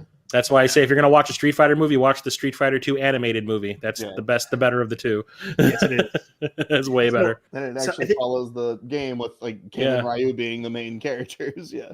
I think the big difference with this one is they say when they do a movie, they were like, oh, we're throwing in fan service. This was all not really fan service, but respecting the fans of the original franchise, as opposed to other ones where you get studio executives being like, I don't get it. That's not going to sell to kids. And then they come up with this fantastic over-the-top concept that they try to shoehorn in. They just made this simple, and it worked. They had a limited budget. That probably stopped them from going overboard, too. They had a limited budget. They, like I said, they got their money's worth with the sets and the costumes. I mean, the costumes could have probably been better, but totally. But I mean, like they got their money's worth with the sets and the fighting. I mean, they definitely got a great stunt team, and they really sold that soundtrack, man. That's like the first movie soundtrack that went freaking like triple platinum. But when I was looking at earlier, I was kind of looking at the people who were doing the stunts on it, like the stunt coordinators and everything, and they're fairly recognizable. Like, well, first off, like I said, that guy that plays his brother, Stephen Ho, he's kind of a go-to guy. He's a go-to guy now for that. But as far as other stuff, I noticed I was looking through there, and people I recognized from other stuff, like where was it? Jeff, the guy that's from all of John Carpenter's stuff. Jeff Jeff Amata. Yeah, Jeff Amata, because he was the guy who was most of the aliens in They Live, and because he's a big time choreographer guy. He also, I think, did it for Blade and did it for unfortunately that horrible Daredevil movie, and then also Patty Johnson, who is the guy who did all the fight stuff for the original Karate Kid. He's actually the ref that's in the match. You okay, son? Yeah. They had a real good behind the scenes crew, and they look like they took it seriously too. Like the Street Fighter movie ended up being so fucking cheesy Yeah. It's because it almost feels like that. It was like you never even played the games before you made this movie. I mean, why do you think that I created a character in my comic book that looks like Raul Julia? Because he deserved better. Yeah, especially with that being his last movie, and exactly. I mean, he was so sick, and he only did that movie for his kids because they love Street Fighter, and then they spit on the game. You know, Radical Reggie, I take it, Mike, right? Yeah. Okay, so me and him, we talk a lot, and I remember when I was doing that collaboration on my channel with you, and I couldn't release it because I had that surgery on my eye. Yep. So I told that to Radical Reggie, and then he sent me a GIF of Raul Julia from Street Fighter when he covered up his eye, and he goes, "I can see you." I was like, "Fuck you, dude! Fuck you!" But yeah, Mortal Kombat. Yep, it's still great. I love it. I can watch it. I can watch this movie any day of the week. Yeah, thanks, Mike, for doing this with us. I really appreciate it. Thanks, man. It's we've known each other for a very long time, but this is the first time we've actually talked face to face. Face to face, weird, right? Yeah, like I've been in your streams and stuff like that. I've been in the chat and stuff. Yeah, but this is the first time I think we've ever talked. Yeah, we've ever talked face to face like this. It's pretty cool. Thank you again for doing this. I really appreciate it. We should do it again. Yes, man. If you ever want to do some horror movies, maybe that would be an appropriate time to bring me on, because that's my heart, my passion. Really bad horror movies. I say yes.